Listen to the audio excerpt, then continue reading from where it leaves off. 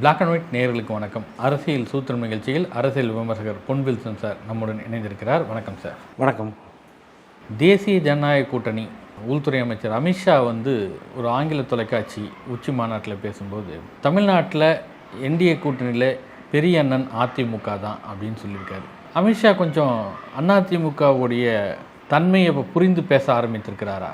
இல்லை, அமித்ஷாவை பொறுத்த வரைக்கும் 2025 ஏப்ரல் 11ஆவது நாள் இங்கே சென்னையில் பேசும்போதே தெளிவாக சொன்னார். எடப்பாடி பழனிசாமி அதிமுக பொதுச் செயலாளர் தான் எங்கள் என்டிஏ கூட்டணியின் தலைவர். மாநிலத்தை பொறுத்த வரைக்கும் அகில இந்திய அளவில் தான் மோடி தலைவர். அப்போ நாடாளுமன்ற தேர்தலுக்கு தான் மோடிஜி அவர்கள் தலைவர். மாநில தேர்தல் தமிழ்நாட்டில் சட்டமன்ற தேர்தலுக்கு எடப்பாடி பழனிசாமி தான் தலைவர் எங்களுக்குன்னு தெளிவாக சொல்லிட்டார். அவர் தான் முதலமைச்சர் வேட்பாளர் அப்படின்றதையும் தெளிவாக சொல்லிட்டார். ஆனால் இந்த ஊடகவியலாளர்கள் மற்றபடி பொது வழியில் நாங்கள் நடுநிலையாக பேசுகிறோன்னு சொல்கிறவங்க எல்லாம் இல்லை அப்படி கிடையாது, இப்படி கிடையாது, இந்த வார்த்தையை பயன்படுத்தினாரா, மோடிஜி இந்த வார்த்தையை பயன்படுத்தினாரா அப்படின்னெல்லாம் போட்டு உருட்டுட்டு இருந்தாங்க. இப்போ மறுபடியும் அவர் சொல்லிட்டார். 2 விஷயம் சொன்னார். எங்கள் கூட்டணிக்கு தலைவர்னா எடப்பாடி பழனிசாமி தான், அவர் தான் பாஸ்ன்ற மாதிரி. அடுத்து என்ன சொன்னார்?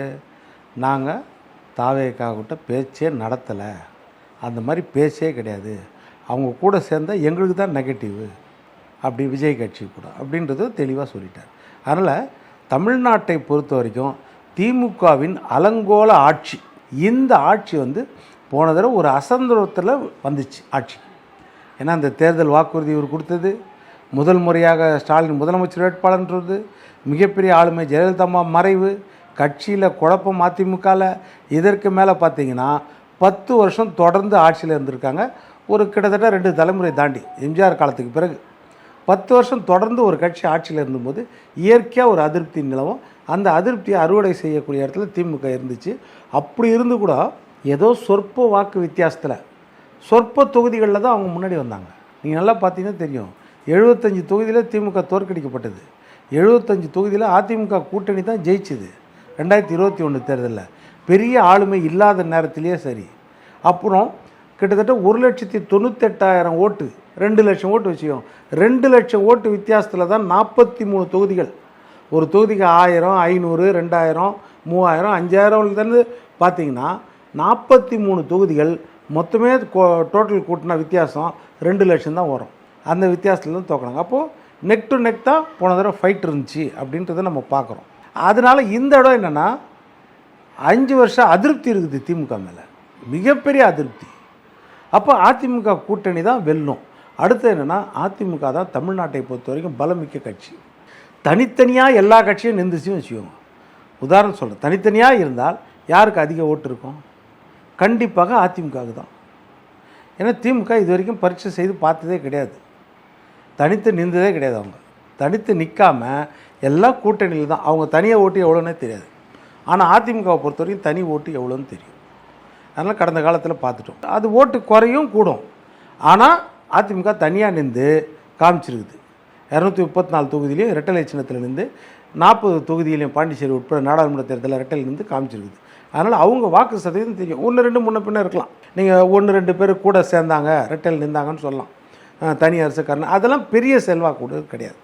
ஒரு தனிப்பட்ட நபர்களை அவங்க ஓரளவுக்கு பரவாயில்லாமல் இருப்பாங்கன்னு சொல்லி அவங்கள சேர்த்து நிற்க வச்சது தான். அது பெரிய வாக்கு சதவீதம்ன்றது கிடையாது. ஏதோ ஒரு தொகுதியில் இருக்கலாம், அவ்வளோதான். அப்படி பார்த்திங்கன்னா அதிமுக தனிப்பெரும் செல்வாக்கு உள்ள கட்சி தமிழ்நாட்டில் அதிமுக தான். அதை உணர்ந்து தான் பிஜேபி என்ன செய்தாங்க, இந்த சட்டமன்ற தேர்தலில் போன எலெக்ஷன் தனியாக தான் இருந்தாங்க.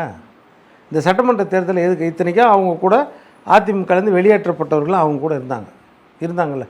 அப்படி இருந்தும் அதிமுக கிட்ட வரணும்னு சொல்லி அவங்க எதுக்காக அதிமுக பக்கத்து வந்தாங்கன்னா, அதிமுக தான் திமுகவை விரட்டக்கூடிய சக்தி அதிமுக தான். எம்ஜிஆர் ஆரம்பித்த கட்சி, ஜெயலலிதா அம்மா வளர்த்தெடுத்த கட்சி. இன்றைக்கு ஒரு பாமரன், ஒரு கடைக்கோடி விவசாயி எடப்பாடி பழனிசாமி அந்த கட்சியை கட்டி காப்பாற்றி கொண்டு இருக்கிறாருன்னா அந்த கட்சியால் தான் திமுக வீழ்த்த முடியும் தான் வந்துட்டார். அதனால தான் அவர் சொல்லிட்டார், அதிமுக தாங்க தலைமை, அவர் தாங்க தலைவர் இந்த கூட்டணின்னு எத்தனையோ சொல்லிட்டார். நயினார் நாகேந்திரன் சொல்லியாச்சு, அத்தனை பேரும் சொல்லியாச்சு, அண்ணாமலை சொல்லிட்டாரு, எல்லாரும் சொல்லியாச்சு. இதுக்கு மேலே என்ன இருக்குது? அதிமுக கூட்டணி தொகுதி பங்கீடெல்லாம் அனௌன்ஸ் பண்ணி வேட்பாளரையும் அதிமுக அறிவித்து விட்டு பிரச்சாரத்துக்கு கிளம்பிடுச்சு. எடப்பாடி பழனிசாமி பிரச்சாரத்தில் வந்து திமுக கூட்டணி மக்கள் மத்தியில் செல்வாக்கு இழந்து நிற்குது அப்படின்லாம் பேசுகிறாரு. கூட்டணி தொகுதி பங்கீடில் கொஞ்சம் சின்ன சின்ன உரசல்கள் எல்லா காலகட்டங்கள்லையும் எல்லா கட்சிகளுக்கும் இருக்கக்கூடியது தான். இதை வைத்து ஒரு மக்கள் செல்வாக்கு இல்லை அப்படின்ற ஒரு முடிவுக்கு வந்துட முடியுமா? அதாவது இந்த தடவை தான் வினோதமான கூட்டணிகள். இது வரைக்கும் இந்த மாதிரி 2 பைப்போலார் எலெக்ஷனில் இந்த மாதிரி கூட்டணிகள் உருவானதை பார்த்ததே கிடையாது. இப்போ திமுக பக்கம் 2017 ஆர்கே நகர் இடைத்தேர்தலேருந்து இந்த கூட்டணி இருக்குதா? கிட்டத்தட்ட வந்து 9 வருஷம் இருக்குது கூட்டணி. 9 வருஷமாக ஒன்றா எல்லாம் ஃபெவிகால் பேஸ்ட்டு போட்டு ஒட்டின மாதிரி ஒத்த பேரும் ஒட்டிகிட்டு இருக்கிறாங்க. அடுத்தது தொடர்ந்து வெற்றியை அனுபவித்த கூட்டணி. கரெக்டாக இவ்வளவு இன்டாக்டாக இவ்வளவு சகோதர பாசத்தோடு இவ்வளோ ஒன்றா இருக்கிற கட்சிகள் ஆல்மோஸ்ட் எல்லாமே திமுக கட்சிகள் மாதிரி தான், தனி கட்சிகள் மாதிரி தெரில அவங்களுக்கு. ஏன்னா இந்த 5 வருஷம் அவங்க எந்த போராட்டமும் பெருசாக பண்ணதில்லை. எதிர்கட்சி வரிசையிலிருந்து காங்கிரஸ்னாலும் விடுதலை சிறுத்தைகள்னாலும் கம்யூனிஸ்ட்னாலும் மதிமுகனாலும் எந்த ஒரு பெரிய போராட்டங்களோ ஆட்சியாளர்களுக்கு திமுக கேட்டு கொடுக்குற மாதிரி எதுவும் பண்ணது கிடையாது. அவ்வளோ ஓட்டிட்டு பேஸ்ட் மாதிரி இருந்தாங்க. இது ஒரு கூட்டணி. இந்த பக்கம் பார்த்தீங்கன்னா அதிமுக கூட்டணி உருவாகவே இல்லை. அப்போது அதிமுக கூட்டணியில் ஒரே ஒரு கட்சி தான் போன தேர்தலில் தேமுதிக இருந்துச்சு, அது வெளியே போயிடுச்சு. அதே மாதிரி தான் பிஜேபி கூட்டணி. பிஜேபி தலைமையில் ஒரு கூட்டணி இருந்துச்சு, அதிமுக தலைமையில் ஒரு கூட்டணி இருந்துச்சு, ஒரு கணிசமான ஓட்டு வாங்கினாங்க. இப்போது அந்த கூட்டணிகள் ஒன்றா சேர்ந்து ஒரே கூட்டணியாக நிற்கிறாங்க. அந்த கூட்டணி அதிமுக தலைமையில் நிற்கிறாங்க. இப்போ இது வினோதமான கூட்டணியாக. கடந்த தேர்தலில் இவங்க யாருமே ஒன்றா இல்லை, இந்த தேர்தலில் ஒன்றா இருக்காங்க. அப்போது பிரிந்திருந்தவர்கள் இப்போது இணக்கமாக இருக்கிறாங்க, இணக்கமாக இருந்தவர்கள் மனதளவில் இப்போ பிரிந்திருக்கிறாங்க திமுக கூட்டணியில். இப்போ இதுதான் வித்தியாசம். இங்கெல்லாம் நாங்கள் 10 வருஷம் இணக்கமாக இருந்தோன்றீங்க, இப்போ ஏங்க சண்டை போடுறீங்க? இப்போ ஏன் இவ்வளோ பிரச்சனை? இப்போ ஏன் இவ்வளோ மனக்குழப்பம்? சொல்லுங்கள். அவருக்கு கொடுத்துட்டா எனக்கு கொடுக்கல, இவனுக்கு கொடுத்துட்டா எனக்கு கொடுக்கல. இப்போ இந்த மனக்குழப்பம்லாம் எப்படி வருது? ஆனால் அதிமுக கூட்டணியில் எல்லாம் பிரிந்திருந்தவங்க, போன தடவை ஒருத்தருக்கு ஒருத்தர் எதிராக வந்து போராடி களம் கண்டவங்க எப்படி அங்கே இணக்கமாக நிற்கிறாங்க? அப்போது இப்போ நீங்கள் சொல்கிற தொகுதி பிரச்சனை எல்லா கூட்டணிலையும் வரும், உரிமையை எல்லா கூட்டணிலையும் கேட்பாங்க. ஆனால் இது இன்டாக்ட் கூட்டணியாச்சே, ஆளுகின்ற கூட்டணியாச்சே. அப்போ என்னன்னா இந்த கூட்டணிலாம் தெரியுது நம்மளை சுயநலத்துக்கு பயன்படுத்திட்டு திராவிட முன்னேற்ற கழகம் இவங்க ஆட்சி கட்டில் உட்காந்துட்டாங்க. அப்பா உட்காந்தாச்சு, துணை முதலமைச்சராக மகனையும் உட்கார வச்சாச்சு. மற்ற கூட்டணி கட்சிகளுக்கு எதுவுமே கிடையாது, எந்த வசதி வாய்ப்பும் கிடையாது, ஒரு வேலை வாய்ப்பு கூட அவங்க தொண்டர்களுக்கு ஏற்படுத்தி கொடுக்க முடியல. சரி, தேர்தல் நேரத்தில் சீட்டாவது கூட கொடுப்பாங்க, பார்த்தா அதையும் குறைச்சிடறாங்க. அப்போ அந்த கூட்டணியில் எவ்வளோ பிரச்சனை இருக்குது? அதிமுக கூட்டணி எடுத்துக்கிட்டிங்கன்னா எடப்பாடியார் ஒவ்வொரு நாளும் அந்த ஆளுமையை நிரூபித்து கொண்டே வராரு பாருங்க. 2017 21 வரைக்கும் 4 வருஷம் ஆட்சி, 4 வருஷம் 2 மாதம் சூப்பரான ஆட்சி கொடுத்தாரு. அதற்கு பிறகு இந்த தேர்தலில் பார்த்தீங்கன்னா கூட்டணியை எப்படி உருவாக்குறாரு?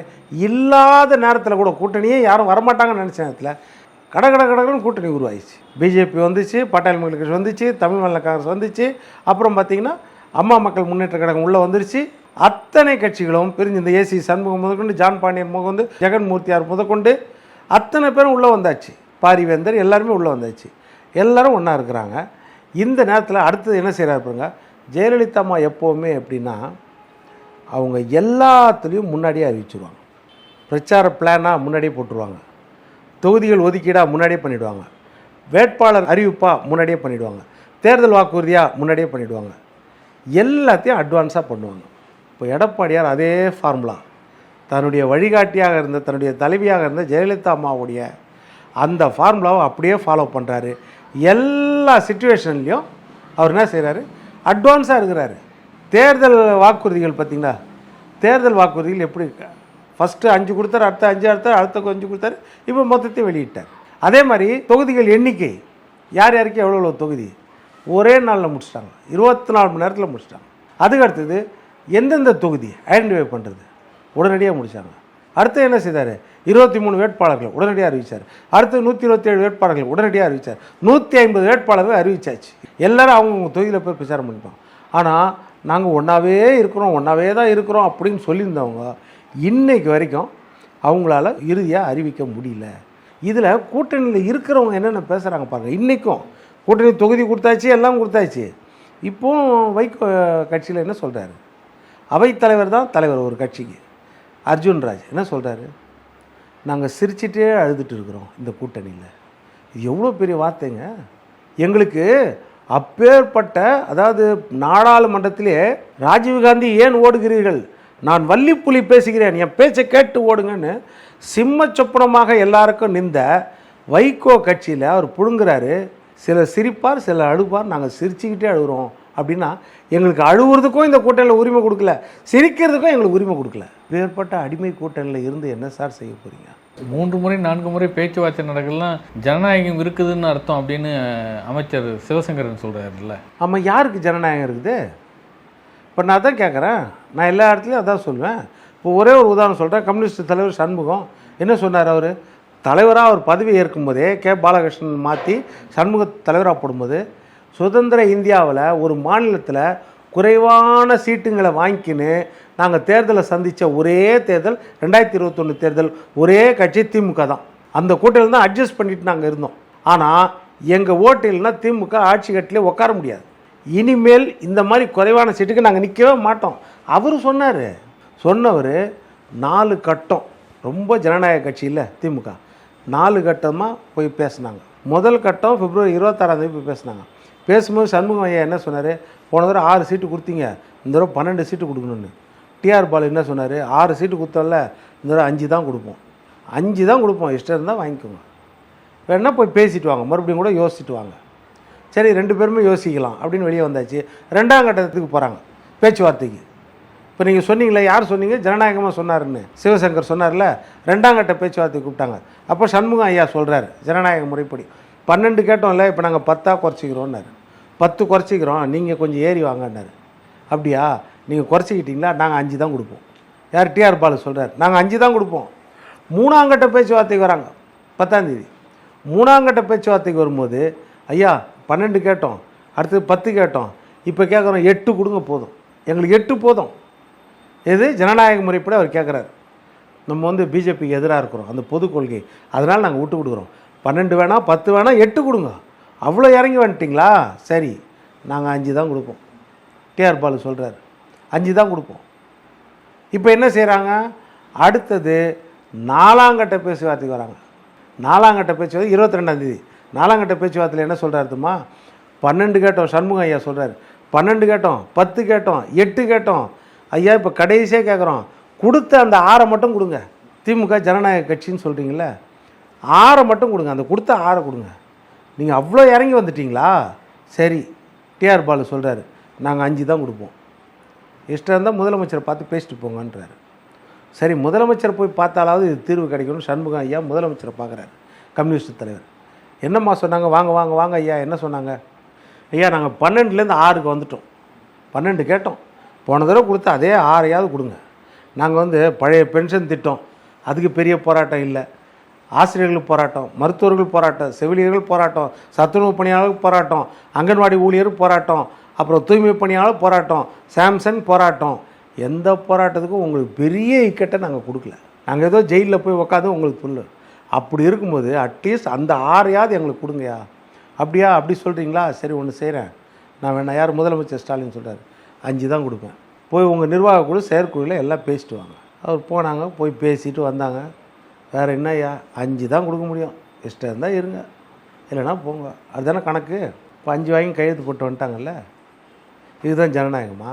இதுதான் திமுகவின் ஜனநாயகமானு கேட்குறேன் நான். இதான் முதல் கட்டம், 2ஆம் கட்டம், 3ஆம் கட்டம், 4ஆம் கட்டம். ஒருத்தர் விட்டு கொடுத்து வந்தால் நீங்களும் விட்டு கொடுத்து வரணும்ல, அதுதானே ஜனநாயகம். அதே அதிமுக கூட்டணியில் எப்படி இருக்குது பாருங்க.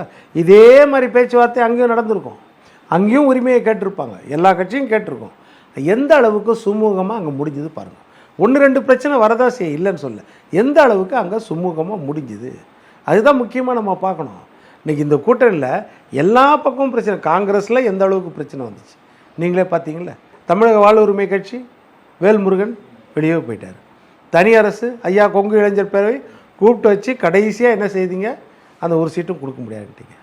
எவ்வளோ பிரச்சனை அப்போது. ராமதாஸ் ஒரு அணியாக நிற்கிறாரு, அவர் அன்புமணி கூட ஒரு போட்டி, இப்படி எல்லாம் அதிமுக கூட்டணியில் பார்த்தீங்கன்னா ஓட்டுகள் பிரியும் அப்படின்னு பேசிகிட்டு இருந்தாங்க. ஆனால் இன்னைக்கு ராமதாஸ் கூட இருக்கக்கூடிய ஜி.கே. மணியோடைய மகன் காங்கிரஸ் கட்சியில் போய் சேர்ந்திருக்கிறாரு. காங்கிரஸில் சீட்டு கொடுத்தா போட்டியிடுவேன் பெண்ணாகரம் தொகுதியில் அப்படின்னு சொல்கிறாரு. ஏன் இந்த மாற்றம்?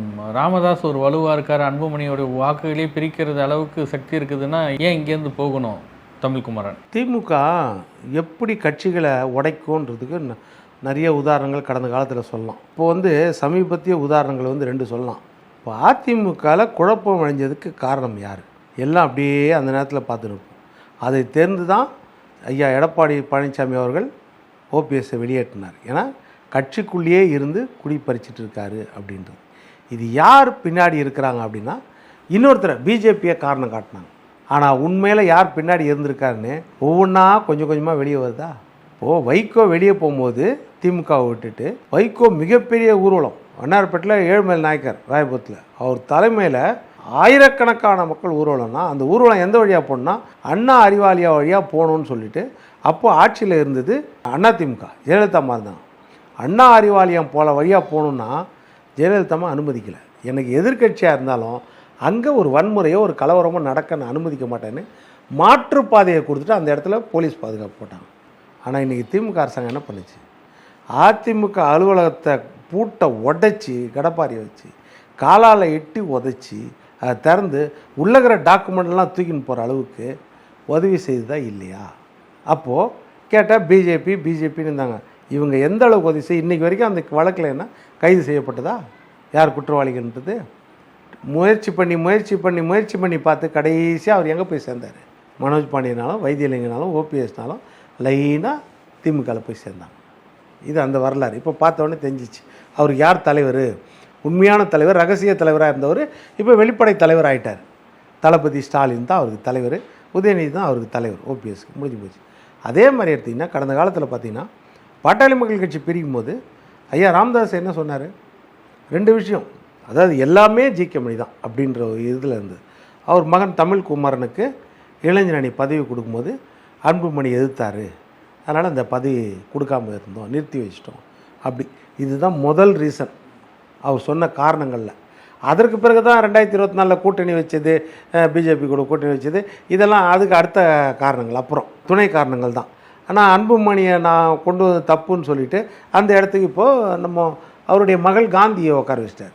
தமிழ்குமரனுக்கு புதுசாக அந்த இளைஞரணி பதவி இதை கொடுக்க வேணான்னு அன்புமணி தடுத்தார். நான் கொடுக்குறேன் பாருங்கள், எவ்வளோ உழைச்சவர் ஜிகே மணி, அவர் மகனுக்கு கொடுக்குறது தான் பிரச்சனையாச்சு, நான் கொடுக்குறேன்னு கொடுத்து உட்கார வச்சார். இப்போ என்ன ஆச்சு? இப்போ பிரச்சனை பாருங்கள். இதுக்கு நடுவில் சம்மந்தமே இல்லாமல் திமுக கூட்டணியில் இருக்கிற காங்கிரஸ் கட்சியின் மாநில தலைவர் செல்வ பெருந்தகை போய் அங்கே போய் பார்க்குறாரு. யார்? ராமதாஸ் ஐயாவை போய் பார்க்குறாரு தைலாபுரம் தோட்டத்தில். எதுக்காக போய் பார்த்தாரு? இல்லை ஒரு மரியாதை நிமித்தமான என்ன மரியாதை? உங்கள் கூட்டணியில் அவங்க இப்போ இல்லவும் இல்லை, கடந்த தேர்தலையும் உங்கள் கூட்டணியில் கிடையாது. எதிர்முகாமில் இருக்கிறவங்க அவங்களுக்குள்ள ஒரு பிரச்சனை, குடும்பத்துக்குள்ளேயோ கட்சிக்குள்ளேன்னு சொல்லலாம். அது நீங்கள் ஏங்க போய் பார்த்தீங்க? அப்போ யார் போனது, எதற்காக போனது அப்படின்னா இல்லை சும்மா மரியாதை நிமித்தமாக. இன்றைக்கி என்ன ஆச்சு? செல்வப்பிறந்தகை போய் பாட்டாளி மக்கள் தலைவரை பார்க்குறாரு ராமதாஸ் ஐயாவை. செல்வப்பிறந்தகை இருக்கிறது திமுக கூட்டணியில், பிரதான கூட்டணி, ஆளுங்கட்சி, முதலமைச்சர் ஸ்டாலின். அந்த கூட்டணியில் ஒருத்தர் இருக்கார், அவருக்கு தெரியாமல் போய் பார்க்க முடியாது. எதிர்முகாமில் இருக்கிற பாட்டாளி மக்கள் தலைவரை, என்ன மூத்த தலைவராக இருந்தாலும் சரி போய் பார்த்தாரு. இன்றைக்கி என்ன தெரியுது? எந்த தமிழ்குமரனுக்காக ராமதாஸ் ஐயா போராடினாரோ அந்த தமிழ்குமரன் எங்கே போகிறாரு? காங்கிரஸ்குள்ளே போகிறாரு. இப்போ உடனடியாக அவருக்கு சீட்டு கிடைக்கக்கூடிய வாய்ப்பு. இதைத்தான் ஜோதிமணி அம்மா நாடாளுமன்ற உறுப்பினர் என்ன சொல்கிறாங்க? விற்கப்படுகிறது, விலைக்கு வேட்பாளர்கள் விற்கப்பட்டால் காங்கிரஸால் வளரவே முடியாது. தெளிவாக சொல்கிறாங்களே. நான் சொல்லிட்டேன், அப்போ கூட கேட்கல. தெளிவாக சொல்லிட்டாங்களா? இப்போ அங்கே நடக்குதா இல்லையா? இதுதான் திமுக கூட்டணியில் ஏகப்பட்ட குளறுபடி. இந்த இடம் அவங்க எதிர்க்கட்சியாக வர்றது கூட ரொம்ப அதிசயம்தான். வந்தாங்கன்னா உலகமாக அதிசயம்தான். அதனால் அதிமுக கூட்டணியை பொறுத்த வரைக்கும் சுமூகமாக நன்றாக போய்கொண்டே இருக்கிறது. இப்போ பிரச்சாரத்தை ஆரம்பிச்சிடுறாரு, எல்லாருமே வேட்பாளரை அறிவிச்சிடுறாங்க, பிரச்சாரத்துக்கு போயிடுறாரு. திமுகவின் சோதனைகளை எடுத்து சொல்கிறாரு, அதிமுகவின் சாதனைகளை எடுத்து சொல்கிறாரு. நாங்கள் ஆட்சிக்கு வந்தால் என்ன செய்வோம்னு சொல்கிறாரு. அது கண்டிப்பாக நல்லபடி நடக்கும். நன்றி சார். நன்றி.